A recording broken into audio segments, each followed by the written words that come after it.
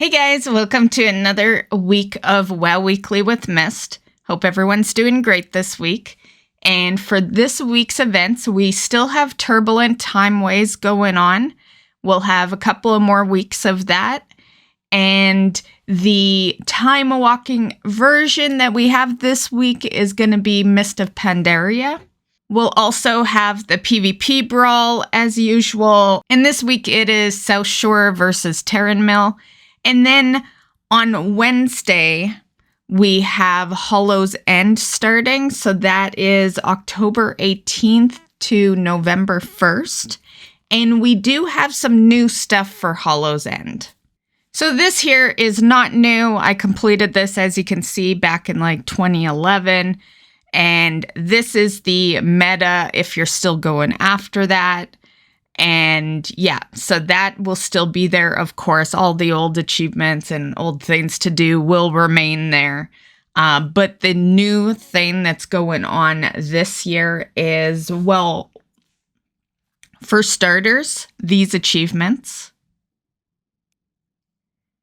So you can see that defeating the Headless Horseman is now a feat of strength. So in these achievements, you can see defeat the Headless Horseman. That's going to be your normal mode as you normally would achievement.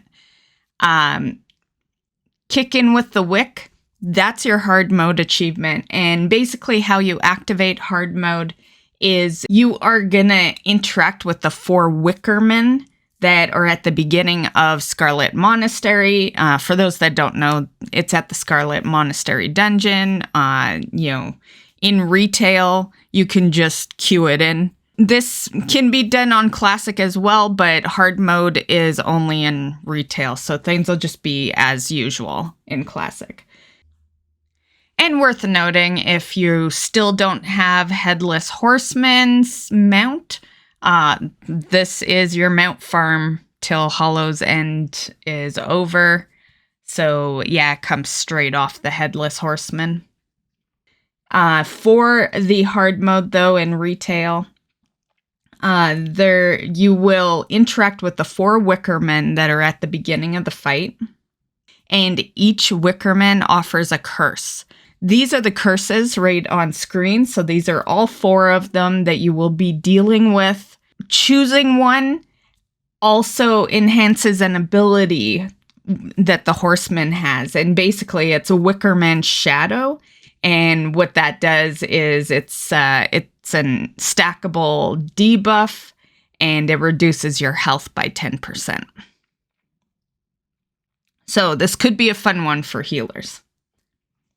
Now, the thing to remember, and I think this is the most important thing, and I'll probably redo a separate video to let people know about this, but for those watching the news video this week, the important thing is that activating hard mode is an individual decision.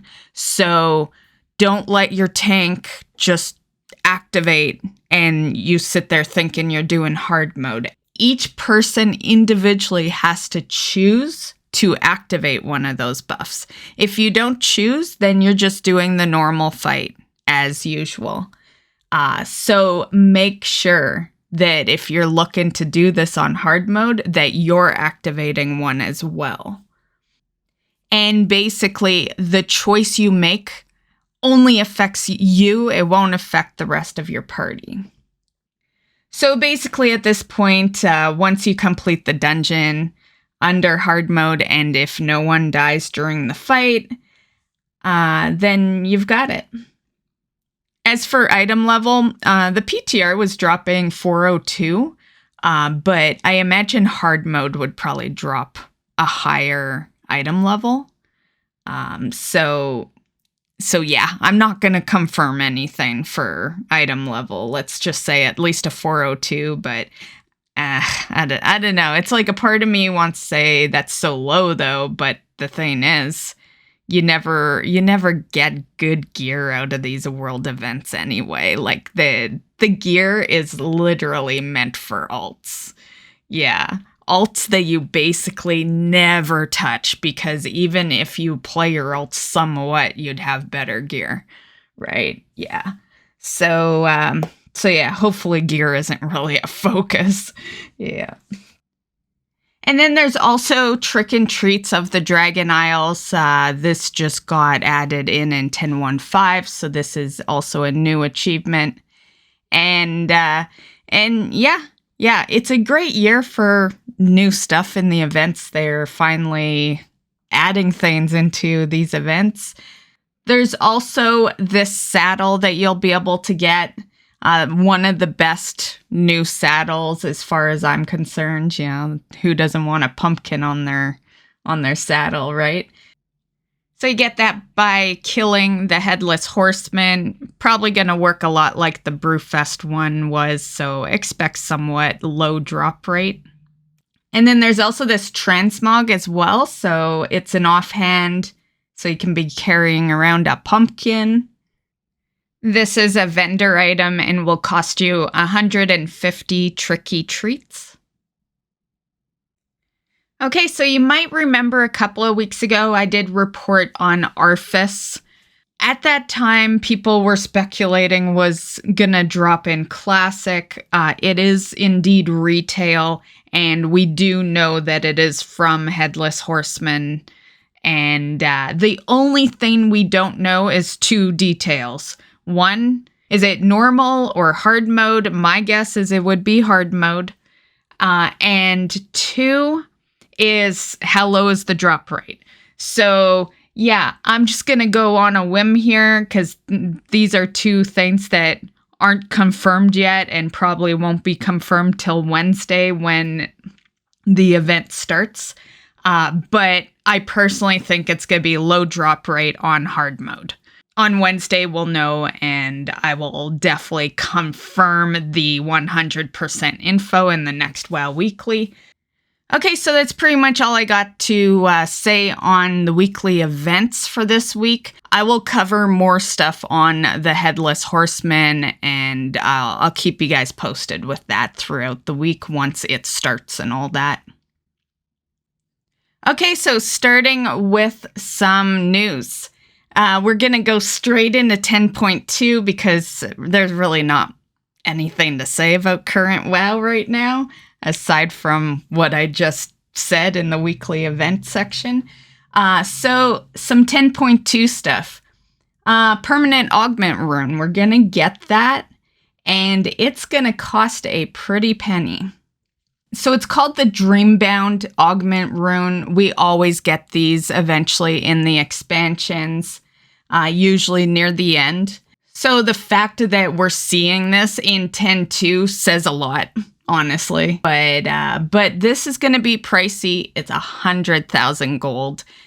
What this says really is that we have too much gold in this game. You know, the fact that they can just be selling some random item that will be completely useless in the next expansion because who's going to want 87 for stats? You know, like go look at some of your older ones, right? Look at the stat difference, you know? Like that's why they're usually only used in one expansion, right? But yeah, I think the fact that they're selling it for 100,000 does say that there's too much gold in this game, you know, honestly, and that's the token for you. Not only has the token been high lately, but the token even existing is why people have a lot of currency. Now, I'm not going to say no one farms gold themselves. I farm my gold. I don't buy a whole lot of tokens. I might treat myself maybe once every couple of years to a token, but for the most part, I farm my own gold.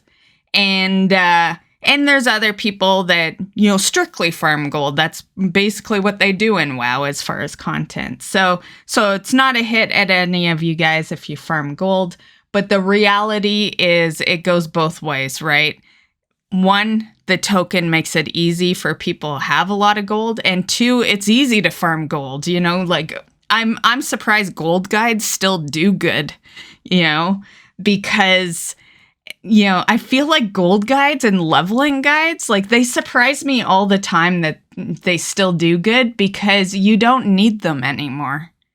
Like, it's so easy to make gold and it's so easy to level, you know? Like, you really just don't even need to follow a guide anymore on that shit. For retail, anyway. Classic would still do good. But yeah, so that's why you don't see me doing those kind of guides, because I personally think those kind of guides are completely pointless, you know, until they do something to the game that makes leveling and gold farming an actual challenge. Yeah. So I imagine everyone's got at least 100,000 on them. 100,000 is kind of like, 100,000 is like having, I don't know, 500 gold in Classic. Like, I feel like it's easy, you know? It's, yeah. But if you don't, if you're like broke or something, you know, 100,000 by 10-2 and you'll have your permanent augment rune. Okay, some nerfs. So M+.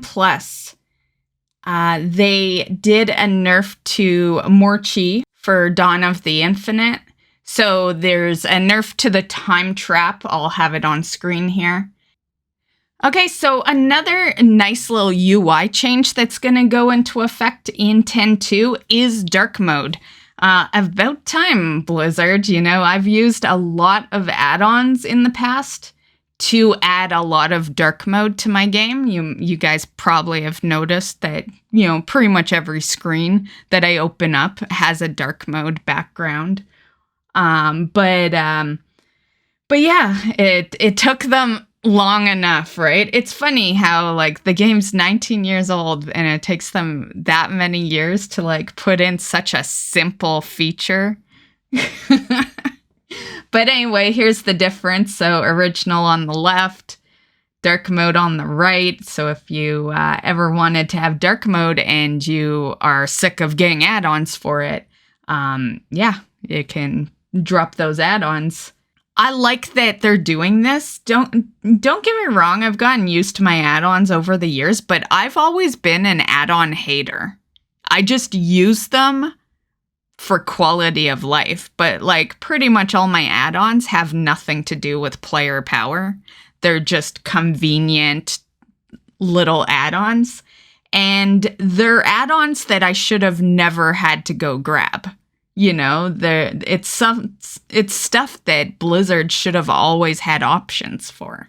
So it's nice to see them finally getting with the times here and actually putting in the simple stuff. So on top of dark mode, if you do like it not being a black background, there's also, well, you can still choose the original. It's not taking it over. And then there's 3 light versions. So this is them on screen here. So you can see, you know, if you need the white, you know, like some people react better to like black text on white, which makes sense. It does show up a little more. I've always been a dark mode. Like I've you know, I still remember activating Twitter's dark mode like fucking 10 years ago, you know? Like all my pages are dark mode. My whole computer is pretty much dark mode. Like there's not a single browser that I open up that's white. So yeah. But that's just me. Like I just, I react better to white letters on black background, you know? And I like seeing, you know, like you can see a pretty big difference in it, right? Like here's all of them on screen. And, you know, the black, the categories, right? The categories being yellow there, like it stands out way more than the rest do, in my opinion. They're all nice, of course. But yeah, you know, teach their own, of course. But, you know, for me, dark mode has always been the win, just because the letters show up better on it, you know, as long as the letters aren't black, of course, but yeah. So I've got one transmog to show off this week. So that is the Ravencrest Wrath. So this is a Legion sword, and it's going to be available from the Blackrock Hold. So Blackrock Hold is going to be part of the Season 3 M+ rotation, and because of that, you will gain the chance to loot Ravencrest's Wrath. So this is a 2-hand sword. So another thing that happened this week was we did get some news on the BlizzCon Collection. So they have released the rewards. You can go purchase them. BlizzCon will be free to watch for everyone. I was really surprised. I thought they would sneak a price in for that.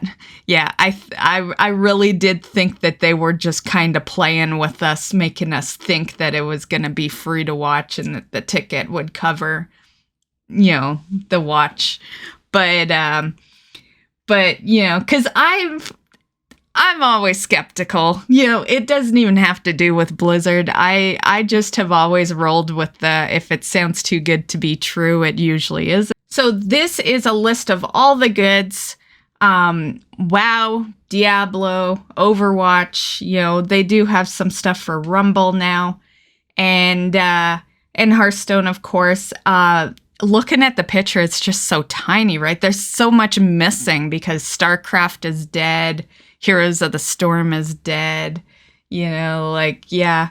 And I want to say Overwatch is dead, but I guess there's still a lot of people that play Overwatch too.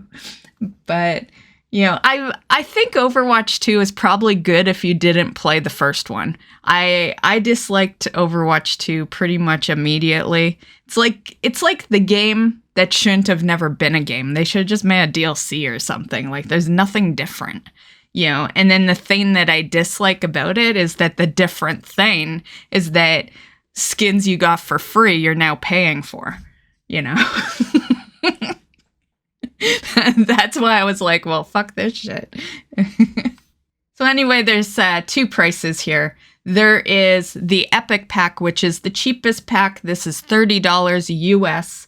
You will get, in WoW, you'll get the Sergal pet, which is the Murloc pet here, and also the Chilling Celebration banner toy.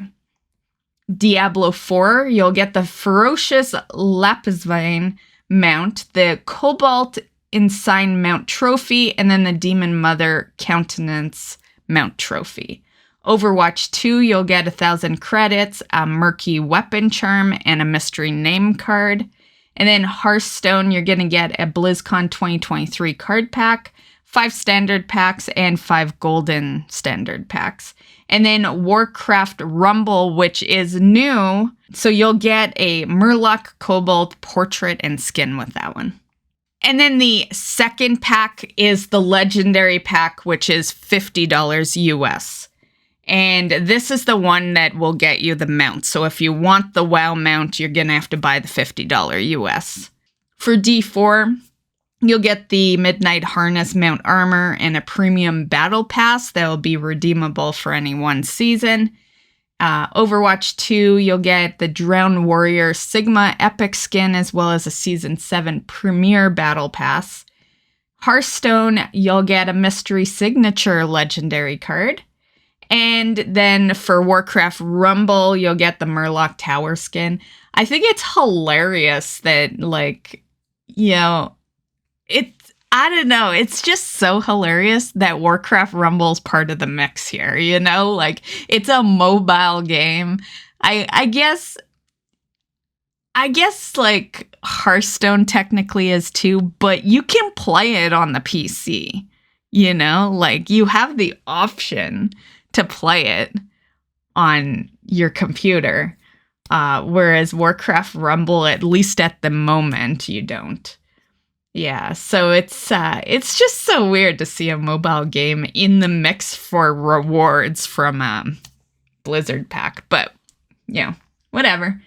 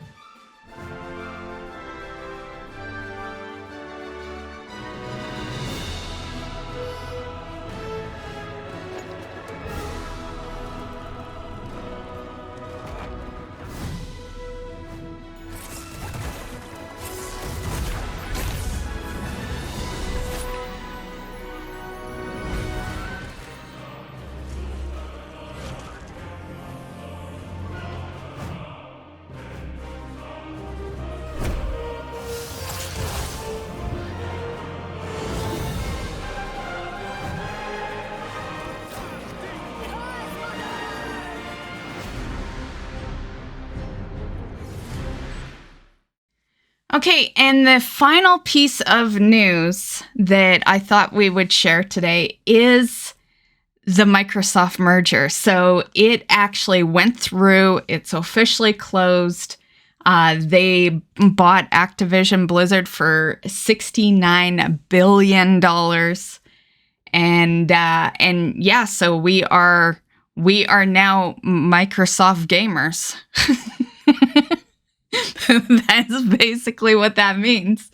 So as far as is WoW part of the Battle Pass, or not Battle Pass, as far as is WoW part of the Game Pass and all that, that has not been discussed yet. This is still pretty fresh news.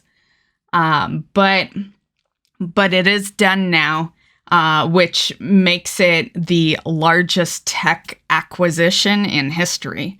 So yeah, this was basically a long 21-month struggle with regulators. So this right here is just a little what Bobby said, quoting Bobby here. And yeah, you got to give it to Bobby because like he might get a lot of grief from people, but he is a damn good businessman. So Microsoft, as this happened, did release a little trailer, so I thought I would show that to you guys today. There's a bright golden haze on the meadow. There's a bright golden haze on the meadow.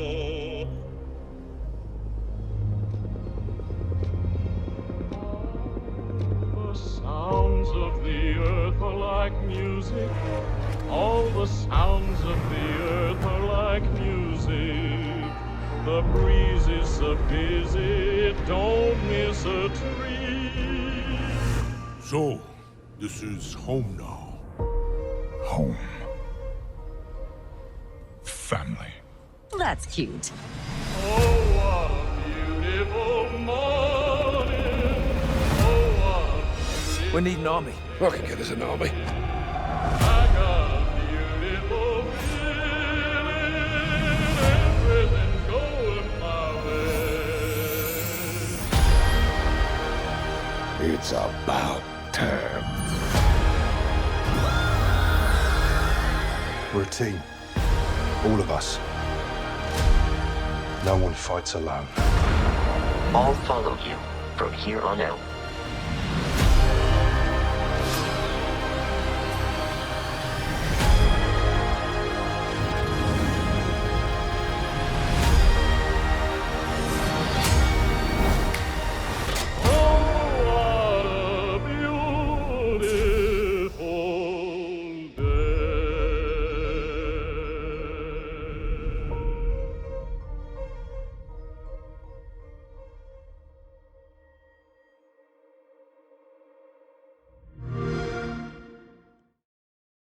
Okay, so that's the trailer. I thought it was pretty good, honestly. And one last thing to note, just in case anyone is curious, but Bobby is staying throughout 2023, so he is not gone yet. And I personally believe that even when he does finally go, he'll just be moving on to better stuff. Like, this is a guy that after a deal like this, people are gonna want him. Like, this guy knows how to make people money. Like, that is the bottom fucking line of this. He knows how to make people money. And yeah, so he's not just gonna vanish in thin air. Someone is gonna want to scoop him up. So basically, for the time being, he'll be reporting to the head of Microsoft Gaming, who is Phil Spencer, of course.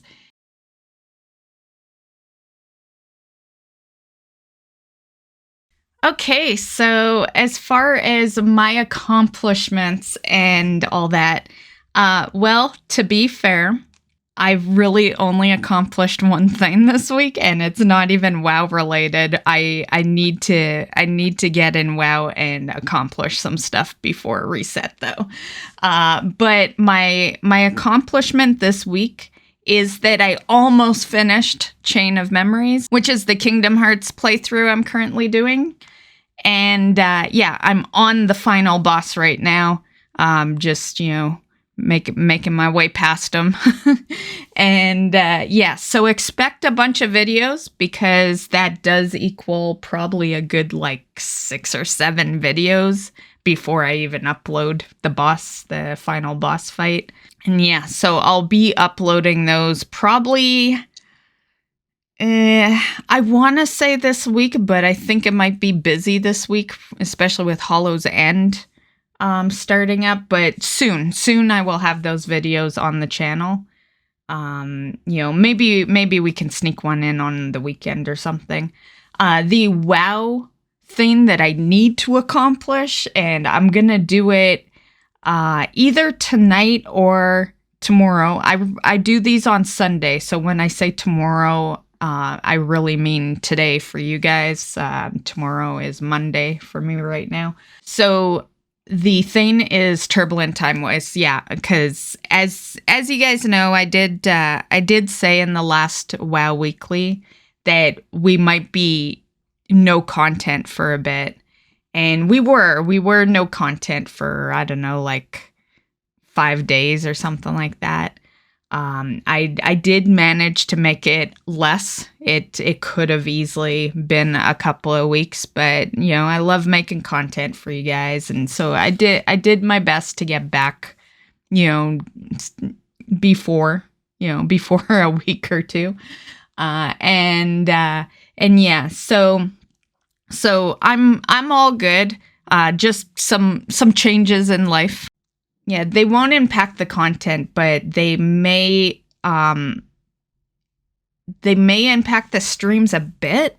Not on how often we stream, but more how long the streams would be and the time frames. I'll let you guys know a little more on that probably next week.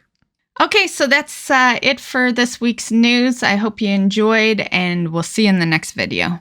Bye, guys.